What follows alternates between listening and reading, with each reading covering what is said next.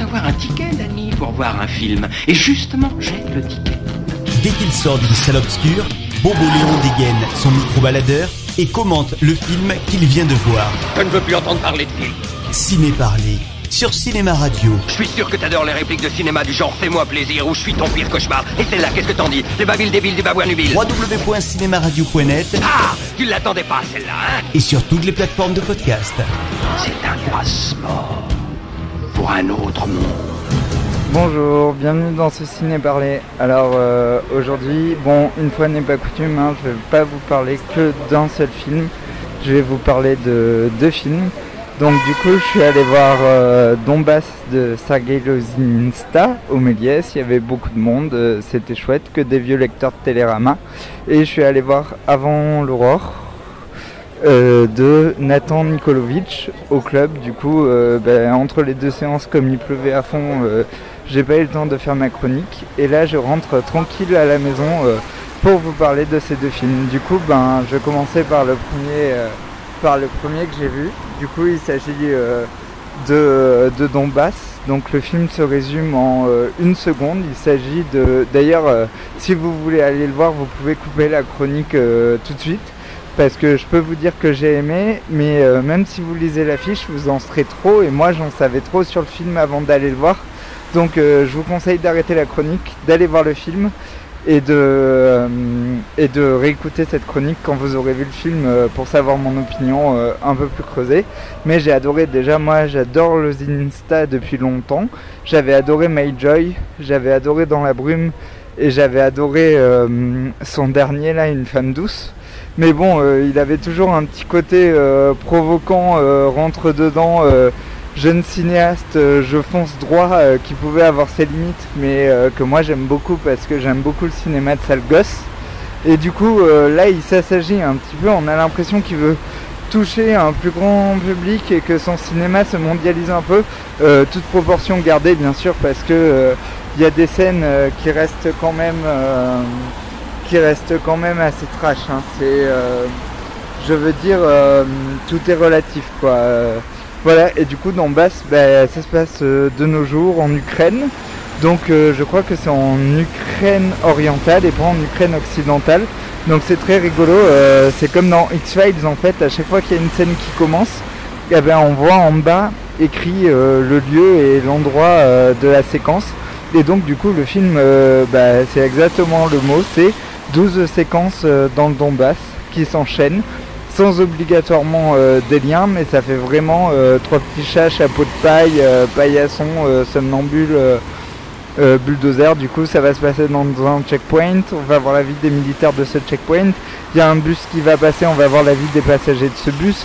Après on va recroiser les passagers de ce bus plus tard, on va les recroiser à un mariage, mais entre temps on aura vu des Ukrainiens qui vivent sous terre pour se protéger des bombardements russes, etc. Et il y a même des histoires sans dialogue, quoi. On va juste filmer des jeeps dans la nuit qui vont se faire mitrailler par les ennemis.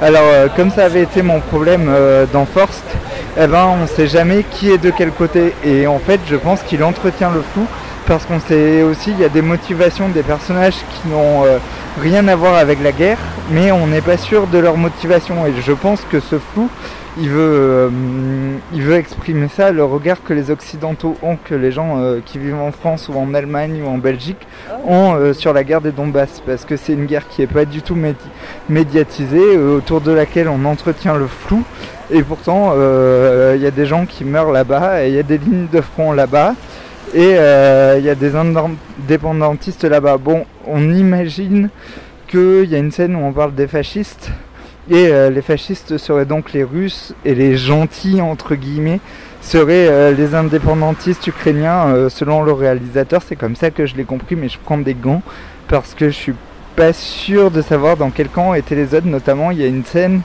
où il y a un soldat qui se fait attacher à un poteau et il a trahi, mais il a trahi quel camp je sais pas, et du coup je pensais qu'il était du côté russe. Et il se fait tabasser, mais la scène d'après, les gens qui le tabassent et l'humilient, et il se fait fumer sur la tête. C'est que des plans séquences, c'est très impressionnant d'ailleurs. Et la scène d'après, les gens qui l'ont tabassé sont à un mariage, et à ce mariage ils disent vive la nouvelle Russie. Donc je ne sais pas trop dans quel camp sont les gens, mais je pense que ce flou est entretenu volontairement. D'ailleurs la scène du mariage est fabuleuse, on se croirait dans Voyage au bout de l'enfer, et en fait toutes les scènes sont fabuleuses, c'est toutes des tours de bravoure, des tours de force de mise en scène, le jeu des acteurs est génial, en plus on se croirait dans un film de Kiarostami, parce qu'il y a tout un discours méta sur le cinéma, parce que des fois on voit des équipes de télé qui tournent des situations dans le Donbass, et la dernière scène à ce propos est flagrante, et c'est un film au niveau du scénario, en fait les 12 films pourraient être un film à lui tout seul, quoi, pourrait largement tenir 2 heures à lui tout seul, mais bon il y a 12 scènes de 10 minutes à peu près, et donc la scène des militaires au checkpoint, on pourrait très bien avoir un film de 2 heures qui se passe dans le checkpoint. La scène du mariage, on pourrait très bien avoir l'histoire de ces mariés. La scène des gens qui vivent sous terre, on pourrait très bien avoir l'histoire des gens qui vivent sous terre. La scène du faux tournage, on pourrait très bien avoir l'histoire de pourquoi ces gens font des faux tournages. La scène de l'association catholique qui vient de demander des subventions, tout ça pourrait faire un film de 2 heures, mais non, c'est un condensé de toutes ces scènes-là dans l'Ukraine. Alors, Lozin Insta est génial pour écrire les personnages. Il y a des gens qui ont une ligne de dialogue ou même qui passent dans le décor derrière et on s'imagine leur vie tout de suite. C'est vraiment la perfection. Alors des fois ça fait un peu best-of de World Cinema, mais c'est quand même un film superbe. Je vous conseille d'aller le voir, bien sûr. Il était sélectionné à un certain regard à Cannes. Je sais pas pourquoi il n'a pas été en sélection officielle, mais je vous conseille vivement d'aller le voir parce que c'était un très beau film. Voilà, et du coup, je sais pas que vous dire de plus, à part que c'était génial et très impressionnant, qu'il y avait des très beaux plans séquences, et j'avais l'impression d'être dans un film de Kiarostami, en plus énergique. Ah oui, ce que je peux vous dire aussi, c'est que pour un film russe, enfin un film ukrainien, c'est pas du tout chiant, quoi, c'est très très rythmé, et de toute façon, quand on s'ennuie, on peut compter le nombre de sketchs qu'on a vu déjà pour savoir si on est loin ou pas de la fin. Mais c'est terrible, quoi. Allez-y parce que vous n'allez pas vous ennuyer, vous n'allez pas vous regarder vos montres une seule fois.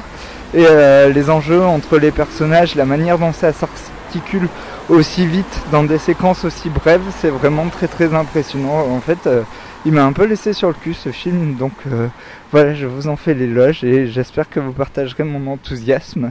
Si vous n'êtes pas enthousiaste, vous pouvez bien sûr commenter et me le dire. Et ensuite, le deuxième film que j'ai vu, alors là je suis beaucoup moins enthousiaste malheureusement, c'est Avant l'aurore de Nathan Nikolovic. Du coup, je ne connaissais pas ce réalisateur, il avait fait un film qui s'appelait Casa Nostra que je n'avais pas vu. Et c'est avec David Dingeo et Pananat et une actrice, attendez, je regarde sur le papier, qui s'appelle Chloé Mercier et qui a également coécrit le scénario avec David Dingeo. Du coup, David Dingeo, je connaissais pas, mais c'est un acteur de série B qui a joué dans les films de Dario Argento et dans certains films érotiques. Et là, il joue un travesti au Cambodge. En fait, je sais pas trop si c'est une Diddy Boy ou un travesti. Bon, il aime se déguiser en fille, mais apparemment, voilà, il fait des passes. Et en fait, il vit au Cambodge dans un appartement avec... c'est pas son copain, mais avec un colocataire qui s'appelle Viri. Ils partagent le même lit. Lui, il fait des passes. Voilà, et il va... son colocataire, en fait, va faire du trafic d'enfants. Et donc, il va prendre sous son aile une petite fille. Et en même temps, il y a une copine à lui qui est enceinte. Alors, je sais pas pourquoi elle est enceinte, si elle était enceinte au moment du tournage ou pas, qui s'appelle Judith et qui fait une enquête sur les Khmers rouges. Et donc c'est vraiment un film qui aurait pu être passionnant. En plus, moi, c'est un film de l'acide, et comme si vous écoutez régulièrement mes chroniques, vous savez que j'aime beaucoup cette sélection de Cannes, que c'est ma sélection préférée, et que dès qu'il y a un film de l'acide, j'y vais. Du coup, je mettais beaucoup d'espoir dans ce film. J'avais adoré Belinda et Pauline Sarache, mais là, les deux derniers films de l'acide que je vois, c'est Thunderwad et donc ça, Avant l'aurore. Et c'est des films que je trouve où il y a trop de gras, en fait. C'est des films trop écrits. Parce que bon, là, comme on est dans un film de l'acide, en général, moi, ce que j'aime dans cette sélection, c'est que c'est des films vraiment bruts de décoffrage, quoi, sans concession, qui sont très réalistes, très granulés et tout.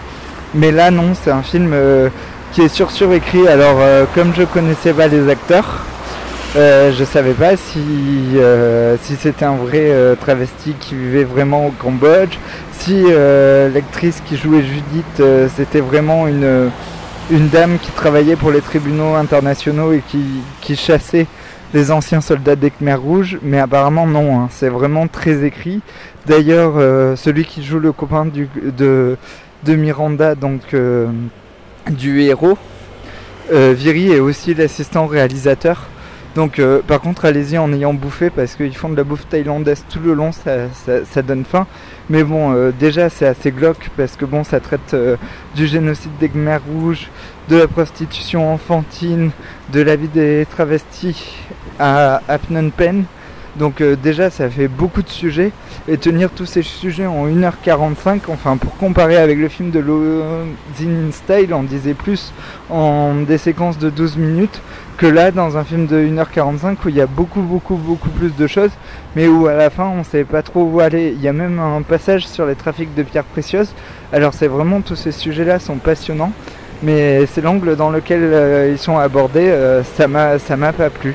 Voilà, pourtant j'ai rien contre les films glauques, hein, mais voilà, je trouve que ça faisait trop. Donc j'ai été très déçu, j'aurais beaucoup aimé, j'aimerais beaucoup rencontrer le réalisateur pour savoir les choix qu'il a fait en fait, pourquoi il a choisi de parler d'autant de sujets, comment le tournage s'est fait et tout. Mais bon, voilà, c'était une séance du dimanche après-midi. J'ai eu de la chance, il n'y avait pas de monde parce que pourtant il pleuvait. Et en général, quand il pleut au club, c'est la folie furieuse. Mais voilà, bon, eh bien, je vous laisse. Je crois que je vous retrouve ce soir parce que je vais essayer d'aller voir Live No Trace ce soir. Et je vous dis à bientôt. Il faut avoir un ticket, Danny, pour voir un film. Et justement, j'ai le ticket. Dès qu'il sort d'une salle obscure, Bobo Léon dégaine son micro-baladeur et commente le film qu'il vient de voir. Je ne veux plus entendre parler de film. Ciné Parler, sur Cinéma Radio. Je suis sûr que t'adores les répliques de cinéma du genre fais-moi plaisir ou je suis ton pire cauchemar. Et celle-là, qu'est-ce que t'en dis? Les babiles débiles du babouanubile. www.cinemaradio.net. Ah, tu l'attendais pas celle-là, hein? Et sur toutes les plateformes de podcast. C'est un passeport pour un autre monde.